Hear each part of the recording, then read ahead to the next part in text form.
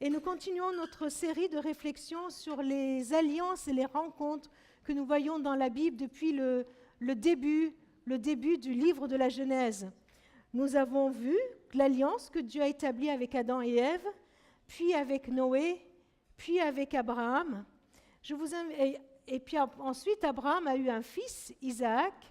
Isaac, à son tour, a eu deux fils, Ésaü et Jacob.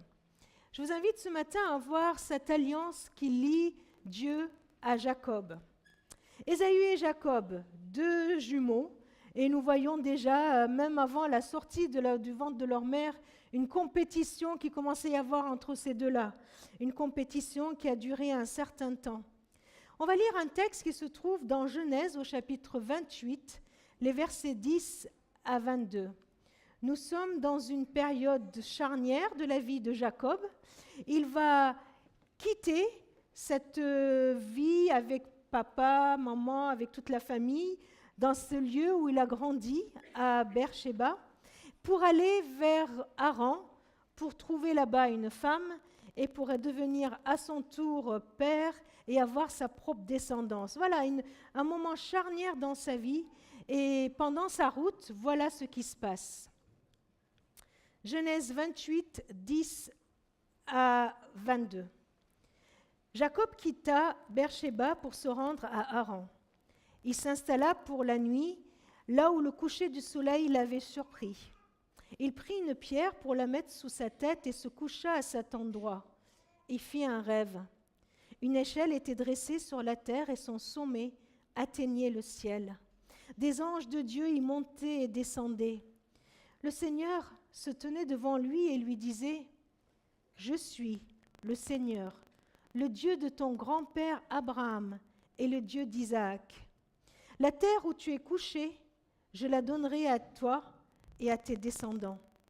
Tes descendants seront aussi nombreux que les grains de poussière du sol. Vous étendrez votre territoire vers l'ouest et vers l'est, vers le nord et vers le sud. À travers toi et tous tes descendants, je bénirai toutes les nations de la terre. Je suis avec toi, je te protégerai partout où tu iras.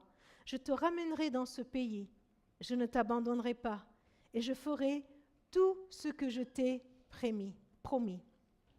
Jacob s'éveilla et dit : « Vraiment, le Seigneur est ici, mais je ne le savais pas. » Il eut peur et déclara : « Comme cet endroit est redoutable, ce n'est rien de moins que la maison de Dieu et la porte du ciel. » Il se leva tôt, il prit la pierre qui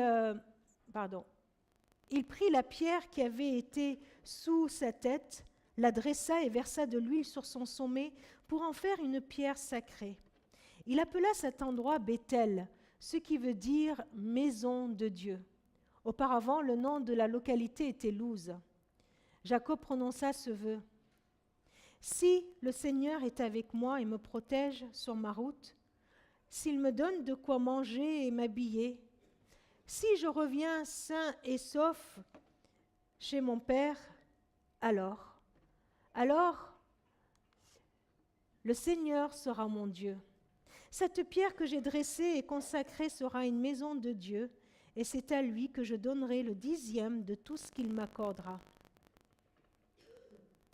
Que nous dit cette rencontre? Que nous dit cette alliance? Jacob est en voyage, et c'est un cheminement dans sa vie. Et dans le cheminement de sa vie, voilà que Dieu vient sur son chemin. Ce texte nous dit que Dieu est sur notre chemin. Un chemin de 15 années pour Gabriel, Dieu est venu le rejoindre sur son chemin. Là où même ses parents n'y avaient pas accès. Vous vous rendez compte? Dieu est venu sur son chemin. Dieu est venu sur le chemin de Martine quand elle était enfant à Valençol. C'était le quartier où il y a eu notre église, le premier bâtiment. Et Dieu est venu sur le chemin de Michel, beaucoup plus tard peut-être. Dieu vient sur notre chemin. Pourquoi il vient sur notre chemin? Parce qu'il veut nous rencontrer. Jacob, il était sur un chemin, il était au milieu de nulle part. Il quittait un lieu qui s'appelle Luz. Ce n'est pas le lieu où il y avait les losers, Luz. Luz, c'est l'amande, c'était l'amandier, il devait y avoir beaucoup d'amandiers là-bas. Et puis voilà, sur son chemin, il partait pour aller à Haran, il a une rencontre imprévisible. Qui aurait pu prévoir une telle rencontre? Une rencontre qu'il n'a pas provoquée lui. Et voilà que le ciel s'ouvre, une échelle se dresse sur la terre et son sommet atteint le ciel. Waouh, si ça, ce n'est pas une vision. Au sommet, il y a le Seigneur qui vient et les anges qui montent et qui descendent. Scène extraordinaire. Voilà que Dieu vient à la rencontre de Jacob. Mais pas que. Mais pas que de Jacob. Ce ciel-là, il s'est aussi déchiré. Ce ciel-là, il s'est aussi ouvert le soir de Noël, quand Dieu est descendu sur terre, qu'il est venu s'incarner en son Fils Jésus-Christ. Il est venu nous rejoindre l'humanité. Ce ciel s'est encore déchiré le jour de la Pentecôte, où l'Esprit de Dieu est descendu et il est venu pour nous habiter, pour habiter chacun de nous personnellement. Ce ciel se déchire encore aujourd'hui. Il s'ouvre encore aujourd'hui parce que Dieu veut venir et il veut te rencontrer. C'est ça le but de Dieu. Quel que soit ton chemin, quel que soit ton cheminement, Dieu, il sait où tu te trouves. Jacob était sur un chemin désert. Gabriel était dans sa chambre. Là où tu te trouves, dans quelques questionnements où tu te trouves, dans quel monde où tu vis, le virtuel ou le réel, Dieu, il est capable de te rencontrer parce que Dieu veut te rencontrer. Alors, comme je l'ai dit ce matin, je me permets d'être direct aujourd'hui, encore plus que peut-être que d'habitude. Est-ce que tu as vu vraiment cette rencontre avec Dieu? Est-ce que tu peux dire, moi, je sais, j'ai rencontré Dieu, comme Jacob l'a fait. Jacob, il n'y avait pas juste uniquement une rencontre entre son grand-père et Dieu. On ne peut pas se contenter d'une rencontre qu'il y a eu dans notre vie quand nous étions enfants et puis après on l'a perdu de vue, ou quand, ou une rencontre de nos parents, de nos grands-parents. Oui, il y a une certaine foi, une certaine religiosité. Mais toi, personnellement, est-ce que tu peux dire, je sais, Jésus est venu à ma rencontre, je le connais, je l'ai rencontré. Nos 3 baptisés l'ont rencontré et il a changé leur vie. Dieu n'oublie personne. Et aujourd'hui, il est sur ton chemin. Il est sur ton chemin. Écoute-le. Écoute-le, ouvre-lui tes oreilles. Dieu, il vient sur le chemin de Jacob et il se présente. Il dit, je suis le Seigneur, le Dieu de ton grand-père Abraham et le Dieu d'Isaac. Dieu se présente. Dieu, il se manifeste. Dieu, il se révèle. Dieu n'est pas un Dieu inconnu. Dieu est un Dieu personnel. Dieu, ce n'est pas une divinité quelconque, une force quelconque qu'il y a sur cette terre. Non, Dieu est le Seigneur de l'univers, le Dieu qui entre dans notre histoire. Et c'est à lui qu'il nous appelle à croire en lui. Dieu se présente à nous et il nous décline son identité. Il se révèle. Il ne s'agit pas de croire n'importe quoi et n'importe qui. Regardez, Gabriel, il croyait vraiment dans un monde où il vivait, dans ses relations qu'il vivait. Seulement, c'était du virtuel. Mais lui, il y croyait, hein. Il y croyait. Mais c'était du virtuel. Hier, j'étais dans une cérémonie de mariage et puis il y a quelqu'un qui a dit, vous savez, peu importe ce en quoi nous croyons, il suffit de croire. Qu'en pensez-vous? Gabriel, il croyait, hein. Il me disait, c'était ma petite copine. Je disais, mais tu l'as déjà vue? Non. Mais t'as entendu sa voix? Non. Et moi, j'arrivais pas à comprendre comment c'était sa petite copine. Il vivait dans un monde virtuel. Nous ne pouvons pas croire n'importe quoi et n'importe qui. Notre foi, elle est en qui? Qui est le Dieu que nous croyons? On l'a vu la semaine dernière. Notre Dieu a un nom. Il s'appelle Jésus-Christ. Ce n'est pas une force quelconque qui est dans la nature. Il s'est révélé à nous. Il vient à Jacob et il se révèle. Dans l'Épître aux Hébreux, il nous est dit, autrefois Dieu a parlé à nos ancêtres à maintes reprises et de plusieurs manières par les prophètes. Mais maintenant, à la fin des temps, il nous a parlé par son Fils. C'est par lui que Dieu a créé l'univers. C'est par lui qu'il a destiné la priorité de toute chose. Le Fils révèle la splendeur de la gloire divine. Il est la représentation exacte de ce que Dieu est. Il soutient l'univers par sa parole puissante. Dieu s'appelle Jésus-Christ. C'est en Christ que je peux connaître Dieu. C'est en Christ qu'il se révèle à moi. Dieu, il vient, il se présente à Jacob, il se présente à nous en Jésus-Christ, mais Dieu, il s'engage. Et avec Jacob, il s'est engagé à lui donner une terre, une descendance, une bénédiction pour les nations. Dieu, au travers de Jacob, il s'est choisi un peuple. Et c'est la première fois qu'on le voit faire une alliance avec un peuple. Jacob, il a été le père des 12 tribus d'Israël. C'était l'ancêtre des 12 tribus. Et par lui, au travers lui, Dieu s'est choisi un peuple. Mais attention, en choisissant un peuple, cela n'excluait pas toutes les autres nations. Bien au contraire, quand Dieu s'est choisi le peuple d'Israël, il l'a choisi pour être témoin auprès de toutes les autres nations que cette relation est possible. Et sa mission, c'était de faire connaître ce Dieu qui était son Dieu. Seulement, des années plus tard, on voit qu'ils ont oublié cette mission. Aujourd'hui encore, Dieu appelle un peuple parmi toutes les nations, un peuple témoin. Et vous avez été témoin, vous êtes témoin de ce que Dieu peut faire. Témoin de l'alliance que Dieu prend envers nous. De cette alliance où il dit que sa bonté envers nous monte aussi haut que le ciel est au-dessus de la terre. Une alliance où il nous dit qu'il met entre nous et nos mauvaises actions autant de distance qu'entre l'Est et l'Ouest.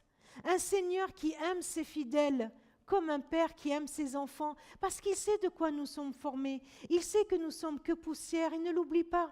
Il sait que notre vie, elle va passer comme l'herbe. Un jour, elle est là, demain, elle ne sera plus.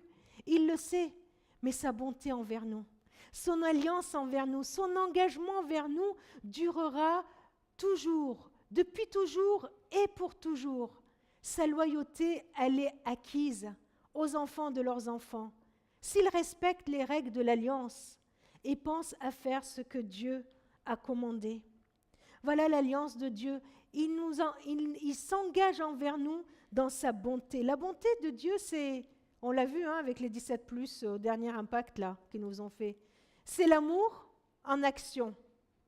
C'est un amour qui est démontré, une démonstration d'amour. Ce n'est pas de l'amour qu'en parole. Vous savez, on peut s'aimer en parole. La bonté, c'est l'amour en action. Et il nous dit qu'il nous fait grâce.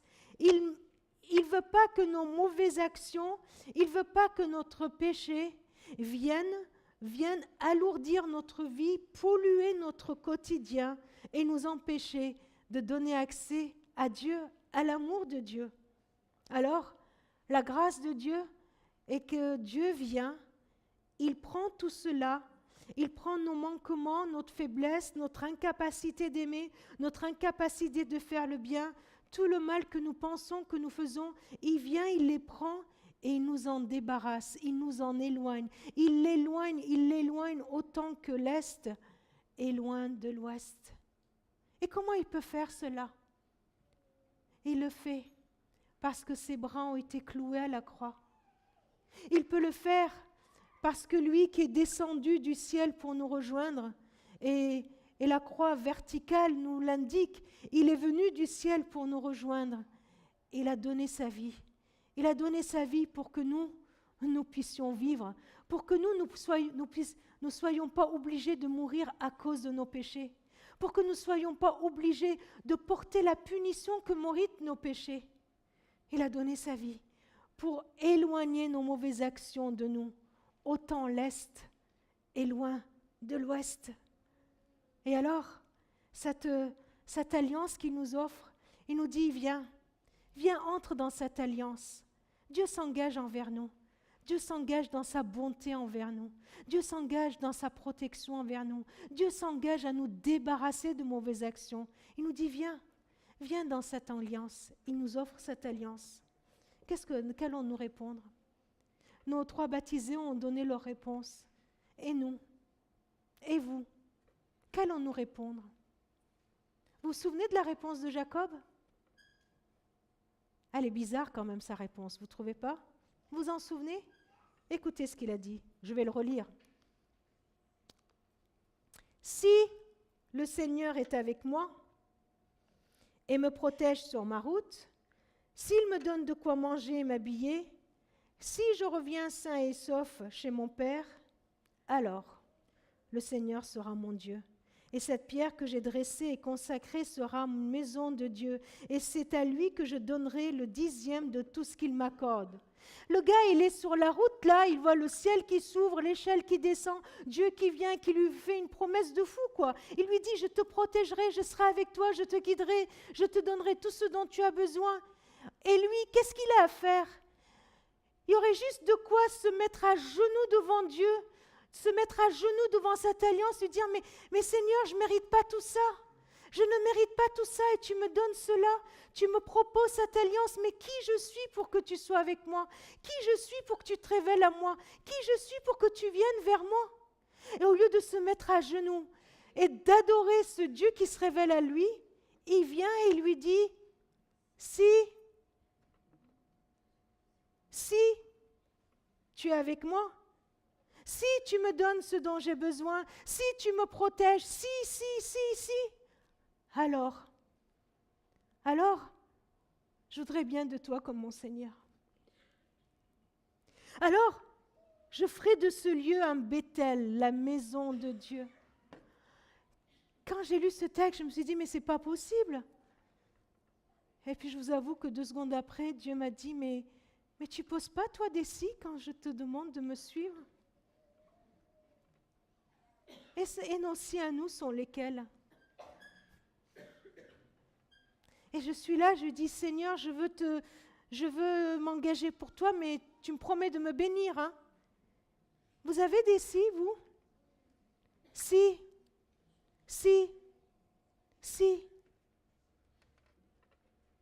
Quand on pose nos si, c'est qu'on n'est pas bien convaincu, c'est qu'on doute. Et vous savez, celui qui ne veut pas croire sans avoir vu, eh bien, il ne croira pas, même s'il voit. Qu'en pensez-vous? Même s'il voit, il ne croira pas. Parce que la foi est un acte de réponse à la révélation de Dieu. Il ne peut pas y avoir de si avec Dieu. Je ne peux pas venir avec lui en lui mettant plein de si. Lui, il n'a pas mis de conditions pour m'aimer. Lui, il n'a pas mis de conditions pour aller jusqu'à la croix. Il ne m'a pas dit, si tu es sage, si tu es gentil, je t'aimerai. Il ne m'a pas dit, si tu fais ce que je te demande, là, je pourrais peut-être donner ma vie pour toi, ou peut-être mon petit pouce pour toi. Non, Dieu, il a donné tout ce qu'il avait pour moi, sans aucune condition. Et il vient, et il me dit, est-ce que tu crois? Est-ce que tu crois? Est-ce que tu veux venir entrer dans cette alliance que je te propose? Il n'attend pas que nous soyons meilleurs, mais il attend qu'on fasse ce pas, qu'on croie en lui. Voilà Dieu qui vient sur notre chemin, Dieu qui se révèle à nous en Christ, qui s'engage envers nous et nous offre une alliance. Qu'allons-nous faire? Qu'est-ce que je vais faire? Est-ce que j'ose lui dire, « Oh Seigneur, je crois, et pardon pour tous les si que j'ai mis dans ma vie. » Est-ce que tu as déjà répondu au Seigneur? Et je suis désolée d'être insistante, mais le témoignage de Gabriel m'a tellement bouleversée de me dire qu'on a intérêt à dire oui au Seigneur et d'être sous sa protection. Le Seigneur, il est là et il nous dit, est-ce que tu me fais confiance? Est-ce que tu crois en moi? Le Seigneur, il est venu sur terre et pour nous donner la démonstration d'amour la plus extraordinaire qui puisse y être, il a donné son corps, il a pris ce pain, il a dit, voyez, ce pain, c'est comme mon corps. Il a été brisé pour vous. Il a été brisé pour vous. Prenez-le. Il a pris la coupe de vin, il a dit, voyez, c'est le sang de l'alliance. J'ai scellé l'alliance que je veux faire avec vous par mon sang. C'est comme ça que je scelle cette alliance. Alors, venez, entrez dans cette alliance. Entrons ensemble dans cette alliance. Jacob disait, ce lieu-là, cette pierre, j'en ferai la maison de Dieu. Vous savez où peut être la maison de Dieu? Le seul lieu où Dieu voudrait venir et résider. Vous savez où c'est? Ouais. C'est dans notre cœur. C'est dans notre vie. C'est là qu'il veut venir. Est-ce que ton cœur est le Bethel? Est-ce que ta vie, c'est vraiment la maison de Dieu, où je peux l'accueillir et dire, Seigneur, je veux t'accueillir dans ma vie. Je veux que tu viennes et que tu règnes dans ma vie. On va rester juste quelques instants, peut-être dans le silence, pour répondre au Seigneur. Qu'est-ce que je fais de l'alliance qu'il me propose? Cette alliance où il m'invite à être témoin, à aller. Et puis on va distribuer ce pain et on va distribuer ce jus de raisin. Si ta réponse est oui, alors prends. Si tu hésites et si tu as encore toute une liste de si, passe le pain et le jus de raisin. Mais aujourd'hui, c'est une invitation que Dieu nous lance, à lui dire, oui Seigneur, je veux que tu viennes vivre en moi. Je t'accepte dans ma vie. Qu'on prenne le temps de prier individuellement dans le silence de notre cœur.